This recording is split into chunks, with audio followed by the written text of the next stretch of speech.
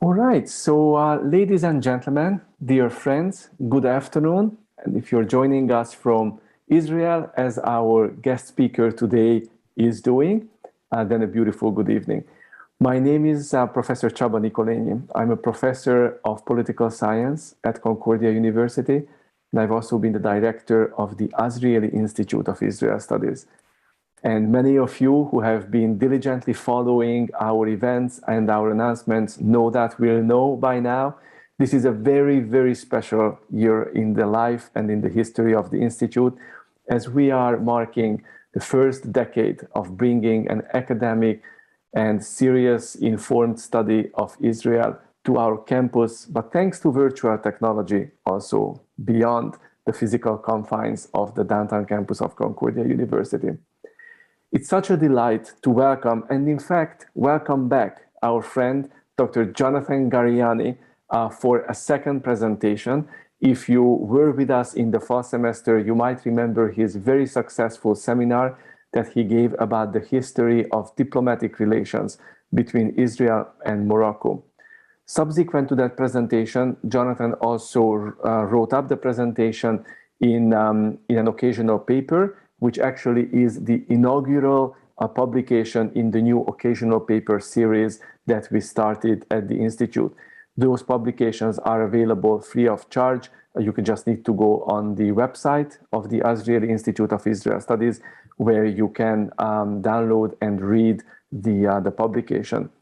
Jonathan was, subsequent to the release of his occasional paper, also interviewed by the European Association of Israel Studies as the model of a young Israeli researcher whose reputation and presentations and publications are making a splash on the international scene. And we are going to be very delighted indeed to share a link to this interview in our upcoming March newsletter. So please stay tuned. There will be more Jonathan coming to you through our channels. And it's such a pleasure that tonight, this afternoon, Jonathan is going to tell us about his research on yet another and certainly no less fascinating topic, that is the diplomatic relations, the history of diplomatic relations between Israel and Turkey. Now, before I would turn the floor over to Jonathan, let me just briefly remind those of you who might not remember who he is.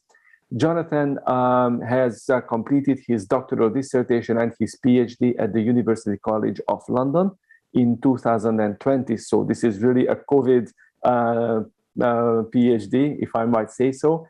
Prior to that, Jonathan studied at Tel Aviv University for a master's degree, and he received his bachelor's degree at IDC Herzliya or Reichman University in Israel. Since last fall, Jonathan has been a visiting scholar, a virtual visiting scholar, visiting researcher at the Azrieli Institute of Israel Studies, and we certainly look forward to a continued working relationship with Jonathan, even beyond the current academic year and academic semester. I'm also very delighted to mention that one of our undergraduate students, Leah Adoni, who also participated at the UCLA undergraduate conference in Israel Studies last year, has worked with Jonathan as a research assistant on this particular project. And we are really, truly delighted that Leah can also be here joining us for this event. So really, it's a very exciting collaboration to see Concordia students and Concordia visiting researchers working together and really paving the way, if you will, and showing the road ahead in cutting edge research, in this instance, in the area of Israeli diplomatic history. Well, you didn't log in to listen to me, although I love talking, as all professors do. It is now high time that I turn the screen and the microphone over to Jonathan so that he could tell us about the history of Israel-Turkey relations. Jonathan, the floor is yours. As you said, you would speak for about 45 minutes, and that would give us about 15 minutes for questions and answers. Great. Thank you very much, Sarah, for this very kind introduction. And before I begin, I would like to thank Leah Adoni for her efforts for efforts as my research assistant. She provided me with a lot of assistance for my research, and I'm very grateful for her help. So thank you very much, Leah. Now I will start with the presentation. Just a second. Share. Oh.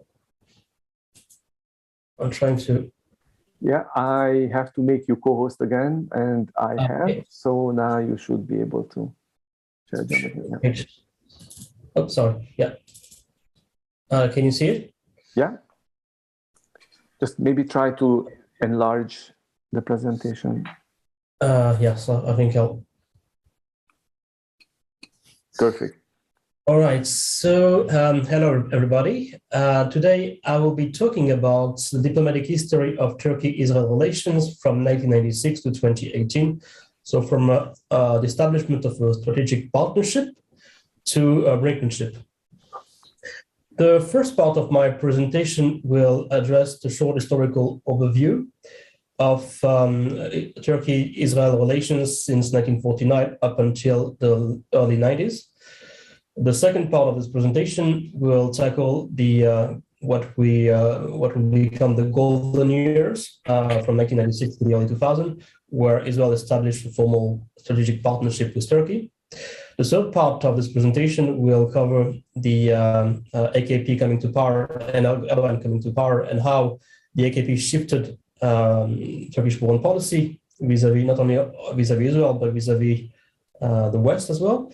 The fourth part of my presentation will address the breakdown of the relations between Turkey and Israel and the reasons that led to the breakdown to the collapse of that strategic partnership. And finally, the last part of this presentation will tackle the current state of relations between Turkey and Israel and how these recent events could lead to a potential rapprochement between Israel and Turkey. So, just a second, sorry, I think there's. Okay. In order to understand Turkey-Israel relations, we need to go back to 1949, when Turkey, along with Iran prior to the collapse of the Shah, became the first two majority states to formally recognize Israel, even though these two states have voted against the partition plan in 1947. A year later, Turkey and Israel established formal diplomatic relations on January 7, 1950.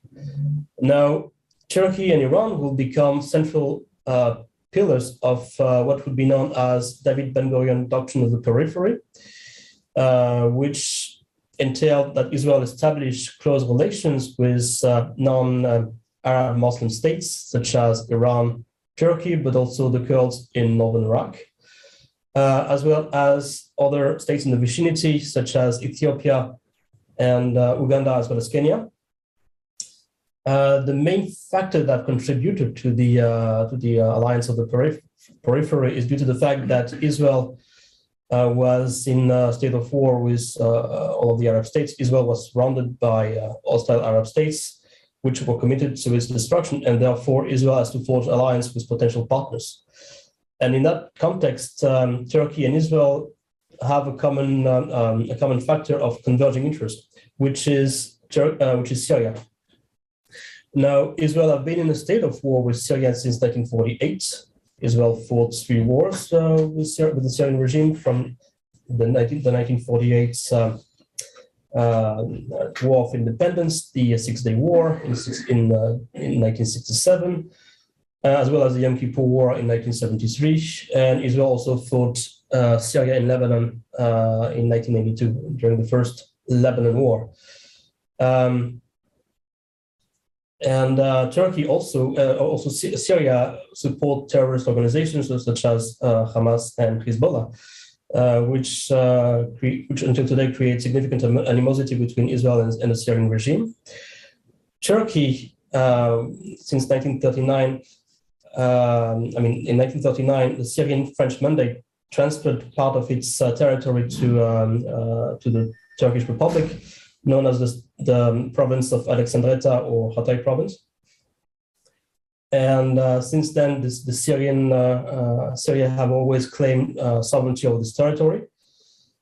And Syria and Turkey also were on the verge of war in 1957 when Turkey threatened to intervene militarily to deter a potential Soviet takeover of Syria or a communist regime in Syria. And the United States, of course, and both superpowers were threatening to be involved in this conflict. But David Ben-Gurion saw an opportunity to bend ties with Turkey. And in 1958, Prime Minister David Ben-Gurion made a secret visit to Ankara, where he met with Prime Minister Menderes. And the two leaders signed the Periphery Pact, which entailed that Israel, Iran, and Turkey will cooperate on issues pertaining to intelligence and security to counter the threat of Syria, but also Nasser's pan-Arabism.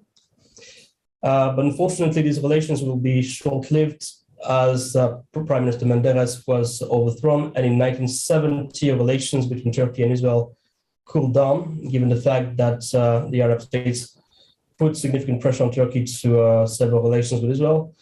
Also, Turkey was a member of the Baghdad Pact, which involved pro-Western Arab and Muslim states such as Turkey, Iran, but also Pakistan, and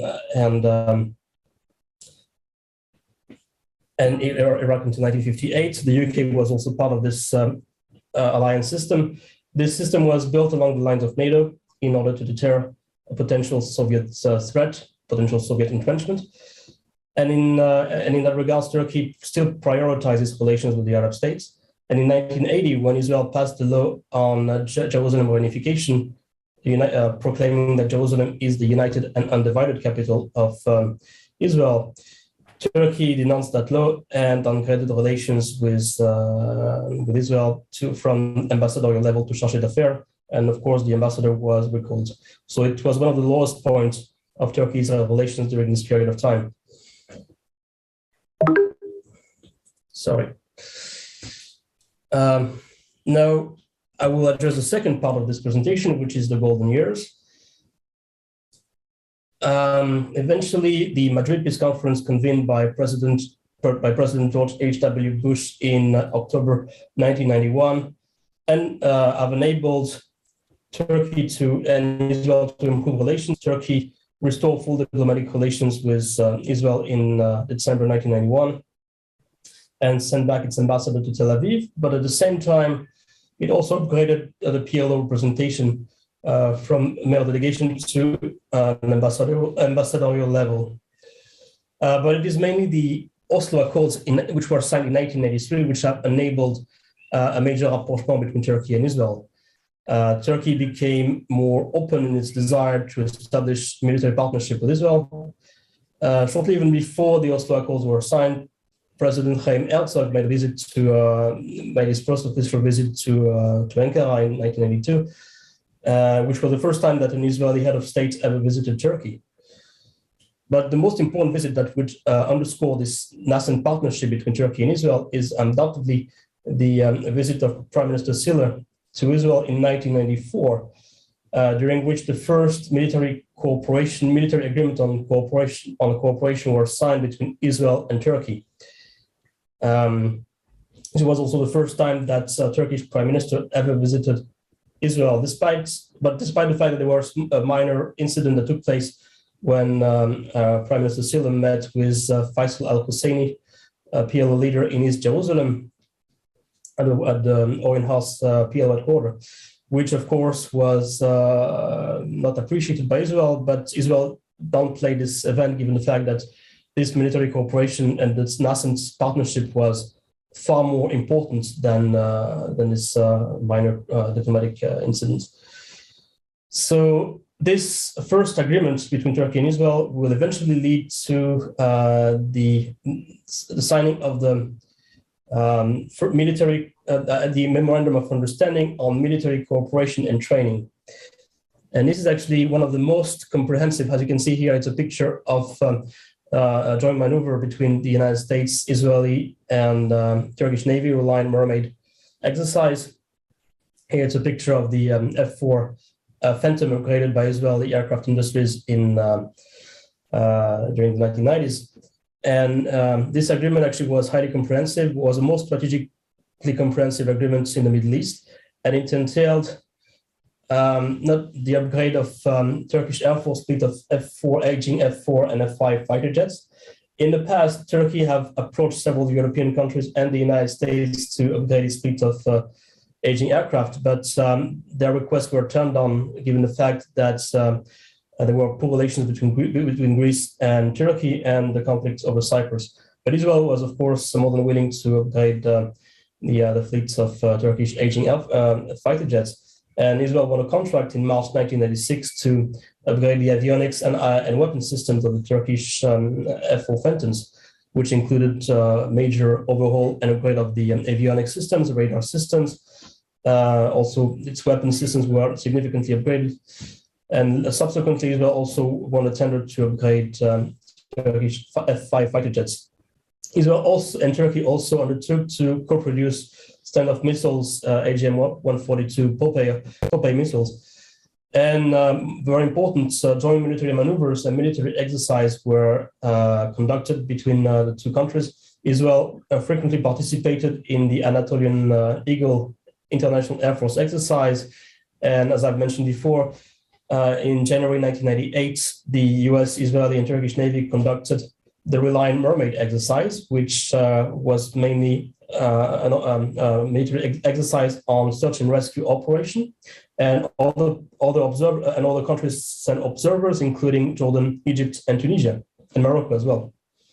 Of course, the two countries cooperated on intelligence sharing issues. Israel provided intelligence on Syrian troop deployments during the crisis with Turkey, research and development, and most important of all, the use of Turkish airspace by the Israeli Air Force for both training and operational purposes. Now, this is actually very important given the fact that the use of Turkish airspace by the Israeli Air Force for operational purposes means that it could be used as to launch preemptive strikes against Iranian nuclear facilities. So this again underscored the strategic importance, strategic nature of that relationship. But the cooperation between Turkey and Israel was not limited to the military arena. In fact, in March 1996, President Demirel made his first official visit to Israel in March and signed a free trade agreement between Turkey and Israel, lifting all obstacles and barriers on investments.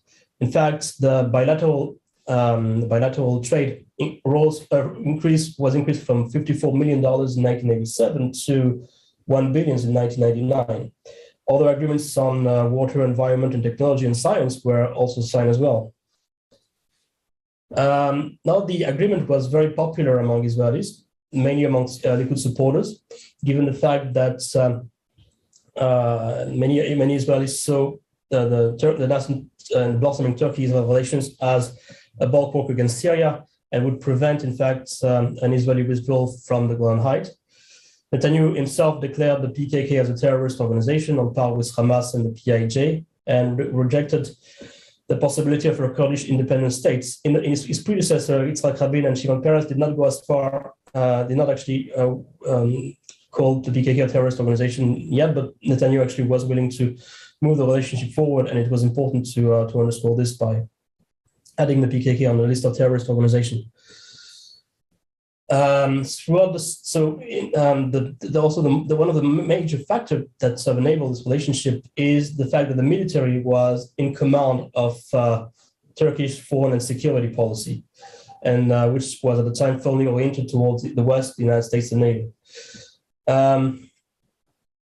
For instance, at the time, the coalition government headed by Prime Minister Erdogan, who was the head of the Islamist Welfare Party, and was known to be not only a harsh critic of Israel, but also made some anti-Semitic statements. Despite the fact that he became prime minister of a coalition government, the Rapprochement government, the Turkish-Israeli partnership was blossoming, and Erdogan himself signed one of the military agreements with Israel and was pressed by the military to do so.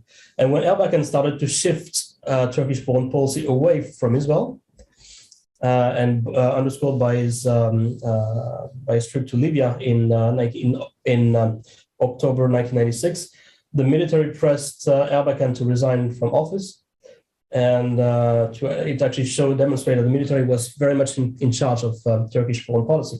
Now, the other factor which have enabled the establishment of this partnership is undoubtedly the Syrian factor again. At the time in the mid-1990s, there were mounting tensions between Turkey and Syria over the Syrian regime's support for the PKK terrorist group and its leader, Abdullah Öcalan. And in that regards, in 1996, Turkey targeted several PKK cells inside Syria, and resulting in the Syria mobilizing 40,000 troops in June 1996. Turkey threatened to respond militarily to this military buildup.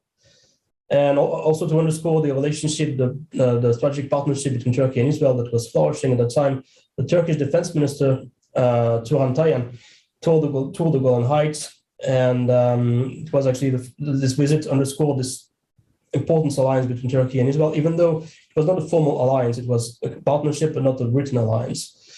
And he, of course, toured the border and it underscored the common ground that Israel and Turkey have with regards to Syria.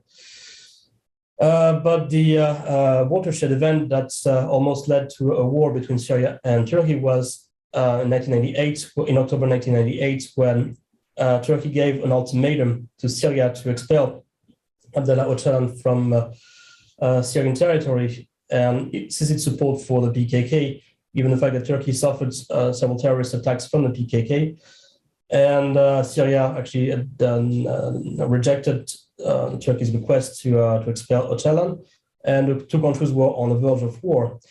And Israel actually had a dilemma. Actually, it supported Turkey militarily, of course. It provided intelligence to Turkey. Some reports allegedly stated that Israel provided OFEC 3 satellite images of Syrian troops deployment along the border.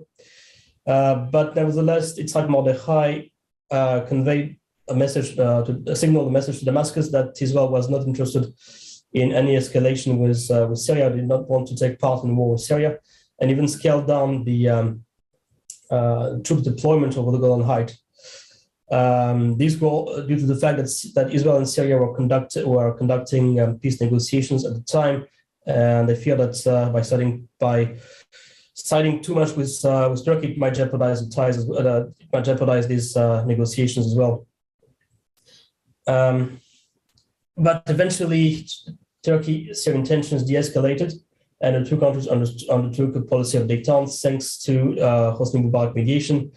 The Syrian regime have agreed to expel Öcalan from Syrian territory and cease its support for the PKK, and Turkey have agreed to normalize relations with Syria. And relations improved between the two states, underscored by President Ahmed Nezir attending Hafez al-Assad funeral in June 2000. But nevertheless, even though this Syrian-Turkish détente took place, the military aspects of the Turkey-Israel relations was not only unaffected, but the partnership blossomed during these years, and military maneuvers were conducted as usual, and arms sales as well as Israel continued to upgrade the Turkish military hardware. Now, I will move to the third part of the presentation, which is how the new regime in Ankara shifted Turkish foreign policy towards Israel and towards the West as well, and how it affected the relationship. So here you can see a picture of Erdogan meeting with Ariel Sharon in May 2005.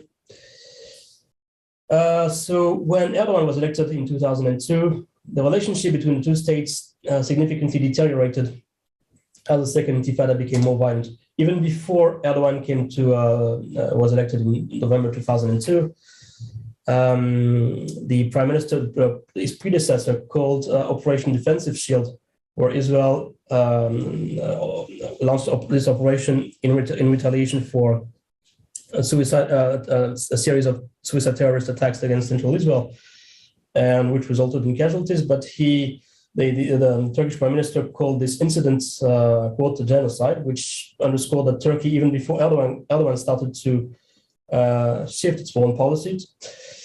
But when Erdogan came to power, relations even deteriorated further. Erdogan also opposed the war in Iraq, which was a turning point in Turkish foreign policy. And when in 2004, Israel targeted the terrorist leader Ahmed Yassin in March 2004, he called this event a state terrorism, I quote. Israel condemned his remarks as unacceptable, but tried to minimize its impact in order not to jeopardize the Turkish-Israeli partnership. Now, it's important to emphasize at this point that the relations between Turkey and Israel remained intact despite the harsh rhetoric. The government's lines of communications were still open, and the military partnership was still at an all-time high.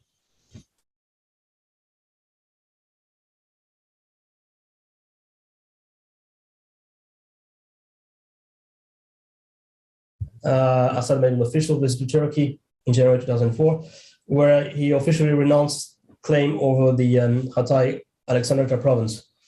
Also, Assad requested that Turkey mediate between his country and Israel. But at the time, Israel and the United States were unwilling to facilitate talks, to have Turkey facilitating talks between Syria and Israel, given the fact that Syria was sponsoring terrorist organization, but also helping Iraqi insurgents in Iraq. And therefore, both the Bush administration and Prime Minister Ariel Sharon rejected the possibility. Now, the death of Yasser Arafat in November 2004 and the short resumption of the peace process, along with the end of the Second Intifada, gave further momentum to the Turkey-Israel relations. Israel in 2005 provided significant amount of military hardware to the Turkish military, such as Iran UAVs, at the time one of the most advanced Israeli UAVs ever built, and also undertook to upgrade 170 M60 aging M60 tanks, and still conducted Reliant Mermaid naval exercise, as well as the Israeli Air Force still participated in the Anatolian Eagle exercise. But I think the event that underscored this rapprochement between Israel and Turkey is Erdogan's official visit to Israel in May 2005, where he met with Ariel Sharon. Here you can see a picture of Ariel Sharon meeting with Erdogan, which also led to a series of bilateral agreements signed between the two states. In November 2007, President Shimon Peres made an official visit to Turkey and addressed the Turkish parliament, which was unprecedented. No Israeli head of state yet addressed the Turkish parliament. So this underscored this major rapprochement between Turkey and Israel. But nevertheless, there were some obstacles in that relationship in the form that Khaled Meshal, the head of Hamas in exile, visited Ankara in 2006. But as in the previous instance, Israel did not, condemn the visit, but did not want to, did everything in its power to minimize the incident in order not to jeopardize relations with Turkey.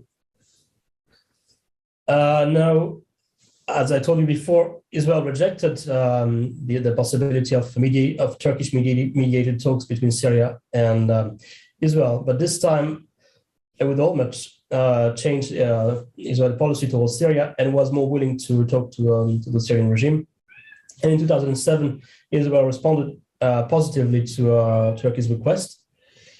And even in October 2007, Ehud Olmert acknowledged that indirect talks were facilitated by Recep Tayyip Erdogan. And actually, there were 5 rounds of negotiations which took place between May and December 2008, and the parties have already agreed to the contour of the peace treaty between Syria and Israel. And again, it showed that Syria was one of the main drivers of this rapprochement between Ankara and Jerusalem. Now, I will address the breakdown of the relations between Turkey and Israel. As you can see here, it's a picture of the so-called 1-minute crisis when Erdogan verbally attacked Shimon Peres during the Davos summit. So when Operation Castled was launched in response to a barrage of rockets launched against Israeli cities, Turkey suspended its mediation efforts between Syria and Israel out of anger. 361 Turkish MPs resigned from the Turkish-Israeli Friendship Group, and Erdogan called Operation Castled a quote, again, crime against humanity, which again showed that he was using harsh rhetorics against Israel. But this time, the relations was deeply affected on almost every level. Erdogan at the Davos summit, as I mentioned before, verbally assaulted Shimon Peres, and he stated that when it comes to killing, you know to kill very well. I know how you eat and kill children on the beaches. So this time, actually, the rhetoric was became significantly more violent than in the past. But all aspects of the relationship was affected this time. For instance, Israel was scheduled to participate in the Anatolian Air Force exercise, Anatolian Eagle Air Force exercise, but Israel participation was cancelled on October 13th, October 13th, 2007. In response to this incident, all the NATO air forces decided to cancel their participation as well out of solidarity with Israel. But a worrying factor as well is that the Syrian military and Turkish military conducted joint military maneuvers that same day. So that was actually quite, during the same month. So that was quite, this showed that the deterioration of ties was much more profound than in the past. Now, another incident took place when on January 11th, 2010, during a meeting when Deputy Foreign Minister Dani Ayalon summoned the Turkish ambassador in Tel Aviv, August Sedikal, to protest the depiction, the broadcast of a Turkish TV show called The Valley of Wolves, which depicts Mossad agents as child traffickers. The ambassador was reprimanded and seated on a lower chair than the deputy minister to underscore that Israel took this incident very seriously. And the Israeli flag was planted, but not the Turkish flag, which led to tensions between the two countries again. Turkey canceled 16 security agreements in response and recalled its ambassador from Tel Aviv. But the event that underscored the permanent rupture of relations between Turkey and Israel is undoubtedly the Navi Marmara incident, where on May 31st, 2010, a fleet of 6 ships organized by the so-called IHH Humanitarian Relief Foundation and the Free Gaza Movement, which is in fact an AKP-backed Islamist activist group linked to Hamas, under the cover of humanitarian mission, attempted to in fact break the blockade and was boarded by Israeli naval commando in international waters. The IHH militant resisted violently, and IDF troops used lethal force on the activists, resulting in the death of 9 Turkish activists. It is possible to assume that the whole operation was sponsored by the AKP and Erdogan, given the ideological proximity with Hamas, and Erdogan have often stated that he's supporting lifting the blockade against Gaza. Now, if it was really a humanitarian mission, as the IHS stated, then they should have indeed redirected the humanitarian assistance to Ashdod, as Israel asked them to do, which they haven't. So we can adopt the humanitarian nature of that mission. And Turkey was again furious about the incident, calling Israel a terrorist state and calling the operation an act of piracy and banditry. Ahmet Davutoglu, the foreign minister of Turkey, stated that it was that this incident was for Turkey its own 9/11. Israel rejected, of course, the Turkey's accusation and stated that if the IHH mission was of humanitarian nature, then they should have diverted the aid to Ashdod, where the aid would be transferred to Gaza, to the Palestinian people, when they will be after they will be fully checked to make sure that no material could be used for offensive purposes. Turkey demanded that the United Nations Security Council convene, and a formula was found between the United States and Turkey. The United Nations Security Council resolution condemned the act, but it wasn't specific about condemning Israel. But it also called for a commission of inquiry headed by the former New Zealand Prime Minister, George Palmer. And this commission of inquiry, in its report, stated that the blockade was legal under international law, that it was defensive measures by Israel, and Israel was entitled to blockade the Gaza Strip for security purposes, and also refuted the IHH claim that this airline mission was of humanitarian nature, given the fact that they had the opportunity to divert the aid to Ashdod, and then they would be sent to the aid would be sent to Gaza. Nevertheless, the reports also deplored the conduct of the IDF operation and stated that this incident could have been avoided. Turkey rejected the report, called it biased against Israel, but nevertheless fell short of expelling the Israeli ambassador from Turkey. Turkey demanded, these were the three fundamental Turkish demands for reconciliation with Israel: that Israel make a formal apology, pay compensations to the family, and lift the blockade of Gaza. Israel rejected these demands, and relations continued to deteriorate for a significant period of time. At the same time, the AKP and Hamas developed a strong relationship. Both the AKP and Hamas are linked to the Muslim Brotherhood. And since 2007, when Hamas orchestrated the coup in the Gaza Strip, Turkey strengthened relations with the Islamist terror group. And in 2012, Khalid Meshal and Ismail Haniyeh visited Ankara and met Erdogan and Foreign Minister Davutoglu. In 2011, actually, Hamas even established a permanent presence in Turkey, Israel accused accused Hamas of coordinating terrorist attacks against Israel from Turkey. But nevertheless, the United States was sorry about the state of relations between Turkey and Israel, and they attempted to mediate between its two close allies in the region and help broker an agreement to restore ties between the two U.S. allies. The U.S. mediation were indeed fruitful, and on November 24th, 2012, the two countries took the first steps on normalizing relations, which would then culminate in President Obama during his visit to Israel, pressing Netanyahu to apologize to Prime Minister Recep Tayyip Erdogan. And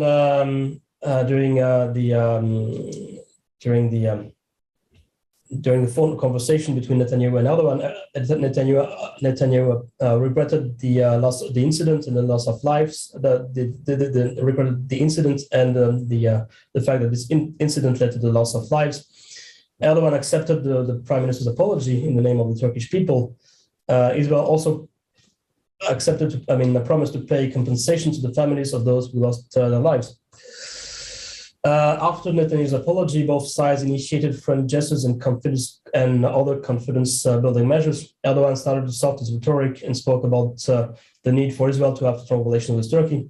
President Ruben Rivlin called Erdogan to express his condolences after ISIS terrorist attacks struck Turkey in March 2016. And in May 2016, Turkey lifted its veto on Israel opening an office at NATO headquarters in Brussels.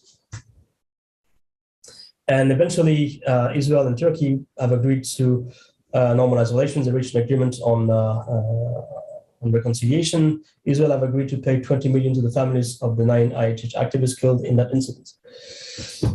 Turkey returned the ambassador to Tel Aviv, and there were talks about natural gas projects. Turkey proposed that Israel would send its natural gas to Europe via a Turkish pipeline. But nevertheless, the pre-2010 military cooperation under the term of the agreement will not resume in the short term. Turkey also pledged to not allow Hamas to use its territory to conduct terrorist activities, Israel was very much adamant about it. It stated that Turkey must restrain Hamas from its territories. And also Turkey have agreed to end criminal lawsuit against IDF Chief of Staff, Naval Commander, and Defense Minister. In the past, Turkey have threatened to take these three IDF officials to the ICC, the International Criminal Court, but this was cancelled in accordance with the agreement. Now, the Israeli reaction was mixed. The center-left camp, led by Tzipi Livni and Yitzhak Herzog, welcomed the agreement, but the right-wing nationalist camps opposed the agreement, mainly Naftali Bennett and Ayelet Shaked. In the international arena, President Obama welcomed the agreement along with second UN General Secretary Ban Ki-moon. But Netanyahu stated that the normalization agreement was need for Israel, and it was mainly realpolitik, that Israel interests were at stake here.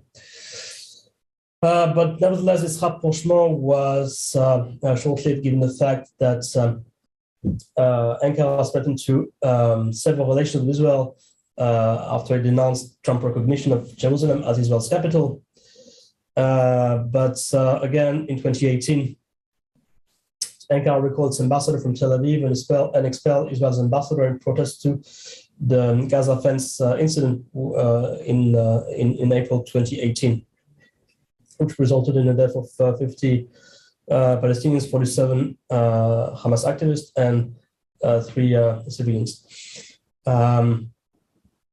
But also the Israeli ambassador was expelled from as I've said before, from Ankara, and was subjected to humiliation by being subjected to security checkup at the airports. Well, it shouldn't have been done, given the fact that the Israeli ambassador is immune, have diplomatic immunity, and therefore should not go through security checkups. But it was possibly as a retaliation for the incident when the Turkish ambassador was seated on a law chair. So again, Erdogan used his harsh rhetoric, calling the incident a genocide. Well, this time Netanyahu responded by accusing Erdogan of war crimes against the Kurds.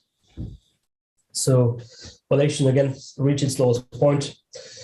Now, the reasons for the breakdown is as follows. First of all, the AKP Erdogan's shift in foreign policy by its desire for rapprochement with key Arab and Islamic states, such as Iran and Syria, but also the Muslim Brotherhood regimes in Gaza, but also mostly in Egypt and Qatar as well. I would say also the waning influence of the Turkish military in issues pertaining to foreign policy and security policy matters. And the Palestinian issue was also used as a central component of Erdogan foreign and domestic policy. Now, the final part of this presentation will tackle the current state of Turkey's relations and whether there is a possibility of a rapprochement between the two states. Now, recently, Erdogan have not only softened its rhetoric against Israel, but have expressed its desire to establish closer relations with Israel, stating that this relationship, this partnership would be very effective, would be very beneficial for not only Turkey and Israel, but also the region. And in that regards, when the incident took place, when 2 Israeli tourists were arrested on charges of espionage, President Erdogan played a role in their liberation in order to probably to improve relations, to use it as a way to improve relations with Israel. And when the tourists were freed, President Herzog and Prime Minister Bennett called Erdogan to thank him for his efforts to free the tourists. And since then, Erdogan has started more positive gesture toward Israel, kind of gesture toward Israel. And for instance, the foreign minister of Turkey called his counterpart Yair Lapid to wish him well, when later was tested COVID-19 positive. And more recently, President Herzog confirmed that he will make an official visit to Ankara in March. So rapprochement is a strong possibility, but Turkey will have to meet some of Israeli key demands. For instance, it will have to sever relations with Hamas, expel its representation in Turkey. Israel will also have to prioritize partnership with Greece and Cyprus, and therefore act cautiously, step by step, as stated by Prime Minister Naftali Bennett.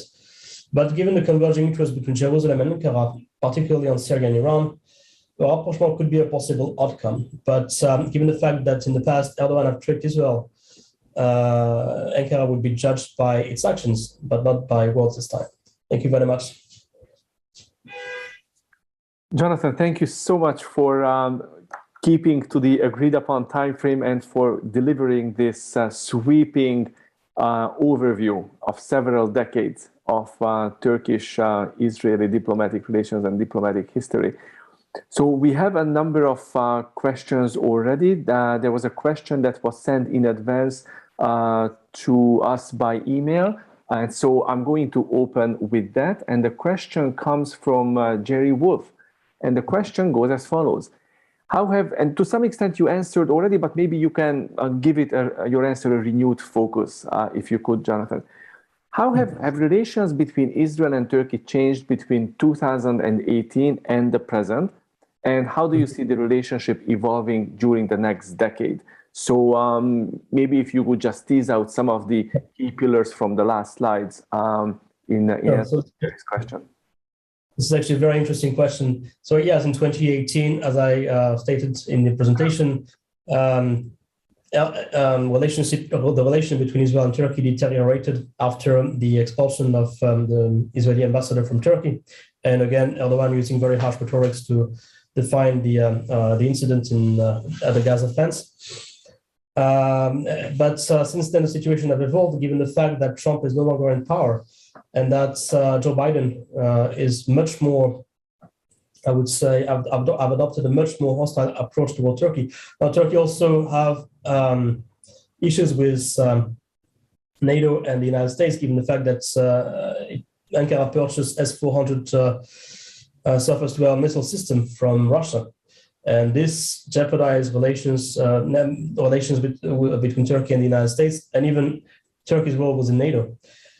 And as such, Biden took a different approach than Trump, who was much more cordial towards Erdogan.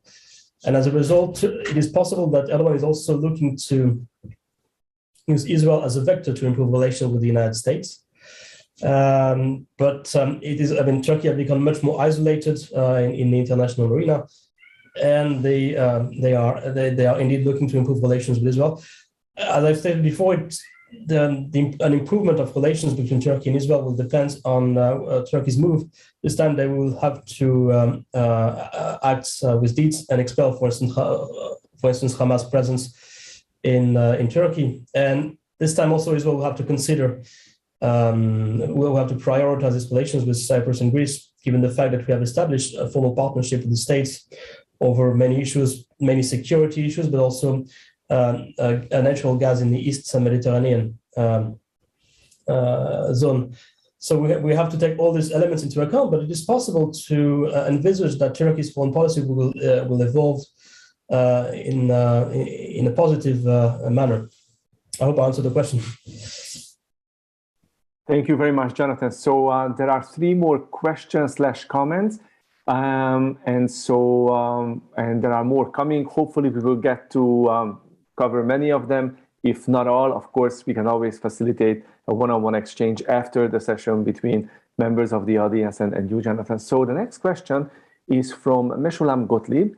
And here comes the question. How can realpolitik justify maintaining a relationship with a country that one cannot really trust because it keeps changing its mind and I guess its policies too? So again, this is what I meant, that Turkey will have to be judged by its action and not by words. As Naftali Bennett stated, it will be a step-by-step approach. It will not be a comprehensive normalization. It will take time to fully normalize relations with Turkey. But it's possible that of course Erdogan in the past have indeed betrayed, not betrayed, but tricked Israel and did not fulfill its part of the normalization agreement with Israel, and therefore it is legitimate to ask whether he will fulfill this time his promise. So this is why I think we have to be cautious. We have to move very slowly. I mean, Israel will have to move very slowly, sorry. And we have to wait and see what Turkey will do next. And if the steps are positive, then we can make a step in step A. We can make a step towards normalization as well. It's going to be reciprocal this time. It's not just Israel will have to make concession. It is also Turkey which will have to show goodwill as well. Great, thank you, Jonathan. The next question is from Asfar Adib. Recent example of the Azerbaijan-Turkey-Israel collaboration during the war between Azerbaijan and Armenia, a positive sign in your assessment? Yes. So actually, it is a very, very good question. Indeed, Turkey-Israel supported Azerbaijan, provided military assistance to Azerbaijan in the form of UAVs. Both Turkey and Israel are major, built advanced UAVs and provided advanced UAVs to the Azerbaijani armed forces. And this shows that Turkey and Israel can cooperate on the issue of Azerbaijan. There are converging interests in this regard. Great. The military assistance was significant. Azerbaijan is very important for Israel in a strategic in terms of strategic place. Thank you, Jonathan. The next question / comment is from Yitzhak Kerem, who is commenting on the very negative reputation that Turkey has suffered, if you will, in Israel as a result of the arresting of the two Israeli tourists on espionage charges. So how do you see that incident? Do you see that the reputation, the damage that was done to its own reputation, to Turkey's own reputation, is it going to hold back meaningful relations and dialogue between the countries? Do you see this lead to further isolation of Turkey's position internationally, regionally? What's your sense? This is actually a very good question, because the tourists were indeed used as a way by Erdogan to improve relations with Israel, and the Israeli public see it very negatively. But at the same time, Bennett and Herzog called Erdogan to thank him for his efforts to free the tourists who were wrongly arrested on dubious and false charge of false charge of espionage. So it's hard to tell actually at this point. On the one hand, it is indeed it could play negatively, because the Israeli public saw it as an hostile act. But on the other hand, the fact that Erdogan tried to use this incident to improve relations with Israel, I'm not sure about what will be the outcome. About what is Israel's policy? I mean, Israel policy towards this incident. But I think it won't impact the relationship in the long run, given the fact that the main elements that Israel have is with regards to the fact that Turkey supports Hamas, and this is what Israel wants, that Turkey ceases support for Hamas and the Hamas presence in Ankara and Istanbul. This is actually, I think, the most important thing. The incident was symbolic. Indeed, it was seen as negatively in Israel, but at the same time, there are also elements which play. Okay, and thank you, Jonathan. The next question is from Paul Landy. Turkey is Israel's 7th largest export partner, based on 2019 statistics, even bigger than France or Germany. Turkey is Israel's 4th biggest import partner.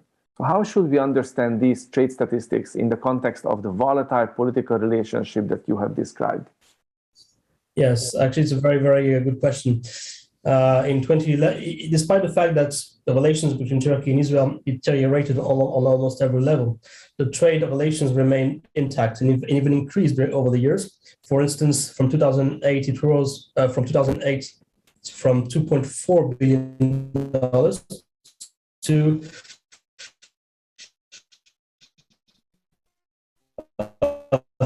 $4.4 billion. In diplomatic Turkey needs money, the trade is beneficial for Turkish economy. So I would assume that Erdogan would put the interest of Turkey before its ideology, at least in this particular arena. Okay, another question from Meshulam. Meshulam Gotib is asking you to comment on the relationship between ideology and realpolitik in Erdogan's leadership and government, if you take. So which one takes the upper hand? And do you have any sense or speculation about what's after Erdogan? Who will come after him and what changes that? This is actually a very good question, but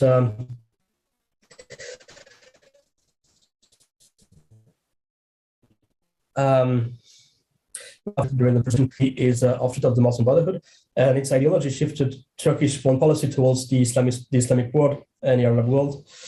This is why they have supported Morsi in Egypt, also Qatar, but also as well as Hamas in the Gaza Strip. It's mainly due to the ideological factor rather than realpolitik here.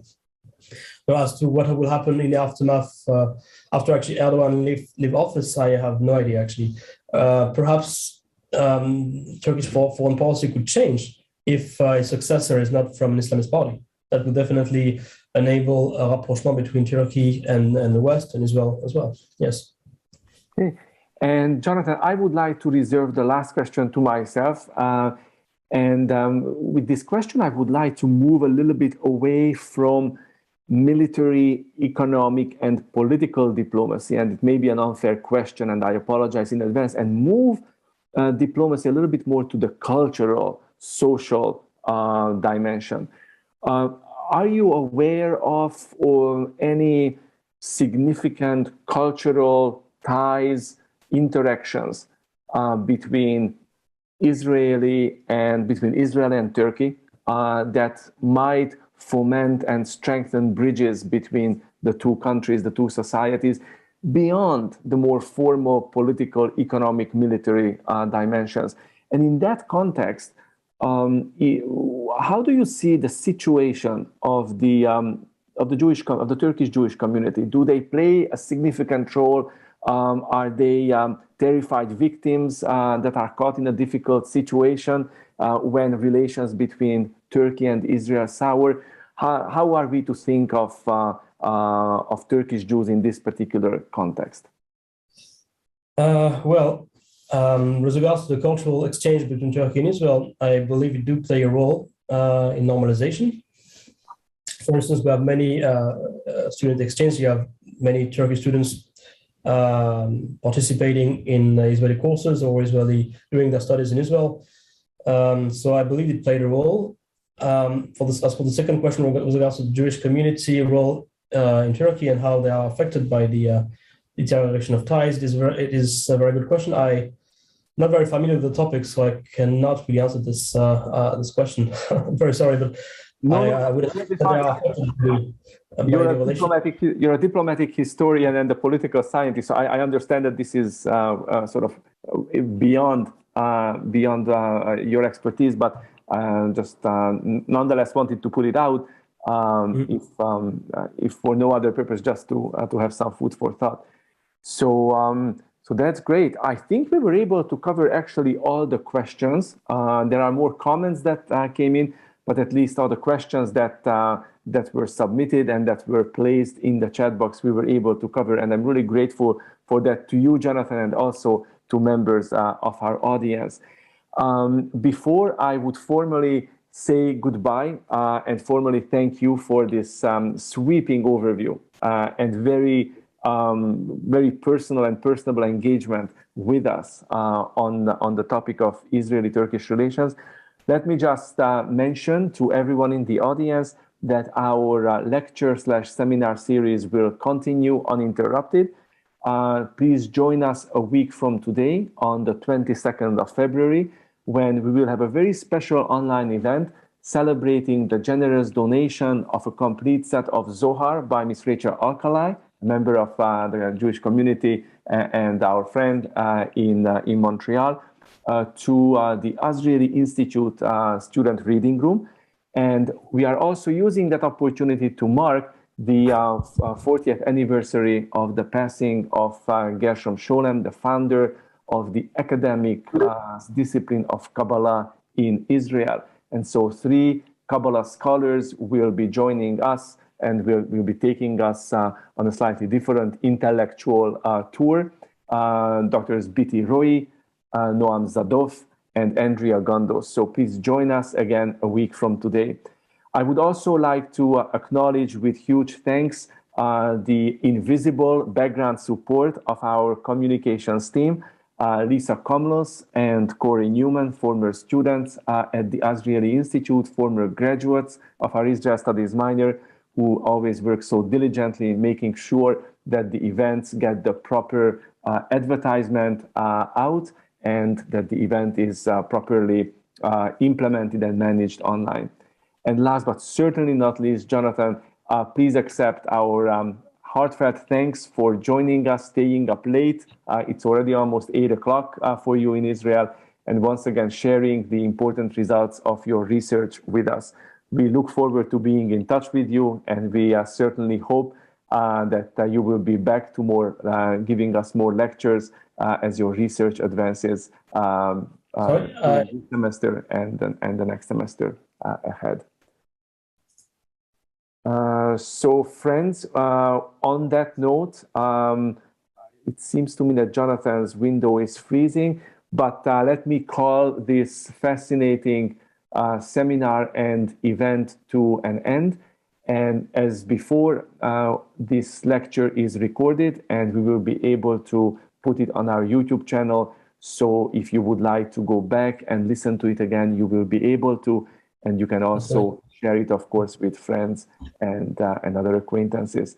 Once again, thank you so much, Jonathan. Thank you, Lisa. Thank you, Corey. And we look forward to welcoming everybody back on the same screen a week from today. Bye, everyone.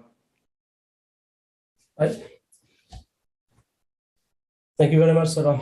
Thank you. Thank you, Jonathan.